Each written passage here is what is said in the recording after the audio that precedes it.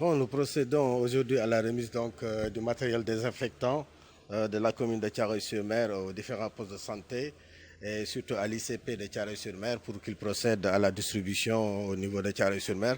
Ce geste, on le fait tout simplement par rapport au contexte que nous sommes en train de vivre. Parce qu'au Sénégal, nous sommes en train de connaître ce qu'on appelle le coronavirus, le Covid-19, qui est une maladie très grave, très agressive, à telle enseigne qu'il faudra prendre toutes les mesures nécessaires pour éradiquer cette maladie et bouter cette maladie hors du Sénégal. Et qui parle du Sénégal parle aussi de Thiaroye-sur-Mer comme étant une commune et un démembrement du Sénégal. Par rapport à la limitation de la fréquentation au niveau du quai de pêche et des lieux publics, il y a un arrêté qui a été émis ici par les services de la mairie et qui a été déposé au niveau de ces sites-là. Et aujourd'hui, il y a des heures d'ouverture et des heures de fermeture que les populations et les pêcheurs sont en train. Oui, comme on le fait d'habitude, avec les services de la gendarmerie, de la préfecture et tous les services déconcentrés de l'État, on est en train de faire, disons, une mission de veille ou bien un travail de veille par rapport donc à d'éventuels immigrants, comme on nous a annoncé, qui tenteraient de venir ici à Thiaroye-sur-Mer pour débarquer donc des pêcheurs ou bien débarquer des gens qui ont en fait emprunté donc ces pirogues-là. Pas plus tard que hier, il y a même une veillée nocturne qui a été faite par la gendarmerie uniquement pour essayer de juguler ce phénomène. Et jusqu'à présent, on n'a pas encore vu de pirogue qui tente d'atterrir, qui tente de débarquer ici. Mais vous savez, il y a un programme que nous avons eu à étaler, à dérouler ici à Thiaroye-sur-Mer. Et ce programme s'articulait sur 4 points. Et le premier point, c'était l'alerte. Parce que même par rapport à l'État, c'est en fait le même modus operandi que l'État aussi a emprunté.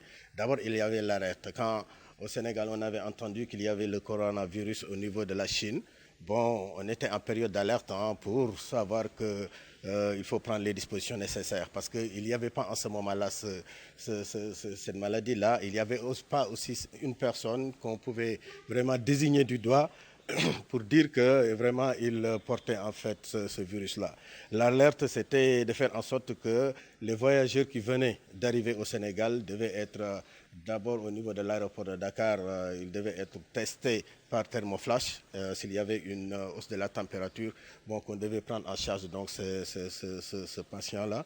Et c'est la même chose ici à Thiaroye-sur-Mer. On a tenté de faire en sorte que ceux qui venaient de voyage à Thiaroye-sur-Mer et qui venaient d'arriver et qui présentaient certains signes, notamment une température en hausse, mais aussi une gorge peut-être qui faisait mal et d'autres signes vraiment attestant la présence donc, de cette maladie. On a eu donc à faire un travail d'approche auprès de ces personnes-là pour les sensibiliser et les informatiser et les informer et les sensibiliser par rapport donc au fait qu'ils devaient être référés au niveau des structures de santé, ce qui a été fait. Et au niveau de Thiaroye-sur-Mer, on en a eu 4 cas où on a eu à les sensibiliser, à les amener au niveau des structures. Et au finish, on a vu que toutes ces personnes-là ont été testées, mais testées négativement. Et aujourd'hui, on peut dire à présent que jusqu'à présent, on n'a pas de cas à Thiaroye-sur-Mer. Et c'est ça la phase d'alerte.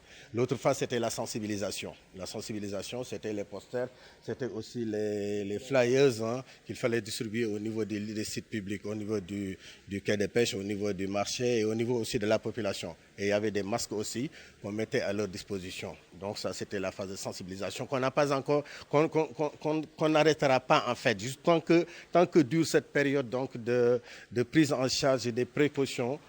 Sinon, de la prévention, nous continuerons à faire donc ce travail de sensibilisation et de conscientisation auprès des masses. Et ça, nous allons le faire. Donc, c'était ça la deuxième phase. La troisième phase, c'était la collecte. Il fallait faire en sorte de pouvoir mettre à la disposition de ces populations et des uns et des autres donc du petit matériel désinfectant, donc de l'eau de javel, du savon, donc des gels antiseptiques et aussi du matériel de lavage. Il fallait le faire. C'est ce à quoi nous nous sommes attelés à un certain moment. moment, la mairie a débloqué donc un montant qui avoisine 5 millions et le reste, on est allé voir donc les sociétés qui sont sur place pour les sensibiliser à leur tour pour qu'elles fassent donc un geste. Ce qui a été fait. Et on peut dire que ce n'est pas encore exhaustif parce que les sociétés sont en train de se manifester par rapport à leur disponibilité pour nous venir en aide. Mais on ne peut pas aujourd'hui stocker ce petit matériel alors que les populations en ont besoin. Donc ce que nous allons faire, c'est peut-être donner un premier jet en attendant que peut-être le reste arrive et qu'on continuera donc à faire donc cette distribution. Et pour cette distribution, on a mis en place un comité donc, qui travaille autour donc, des ICP. Comme l'État nous avait dit par le biais donc d'un arrêté, l'État avait demandé à ce que les maires, les populations vraiment se mobilisent derrière donc, ces ICP-là pour qu'on puisse faire ce travail. Parce que ce microbe-là est un microbe très agressif. Il ne s'agit pas de distribuer, disons, des moustiquaires imprégnés ou bien d'aller faire de la vaccination comme on le faisait d'antan et toujours. Aujourd'hui, il s'agit de prendre les précautions nécessaires pour ne pas contacter le virus-là. Et pour cela, il faudra mettre en avant des hommes du sérail, donc comme les ICP, les infirmières et aussi les sages-femmes comme Astou qui est là, pour que ces gens-là puissent nous aider à nous orienter, à nous frayer vraiment le chemin par lequel il faudra passer pour atteindre ces populations.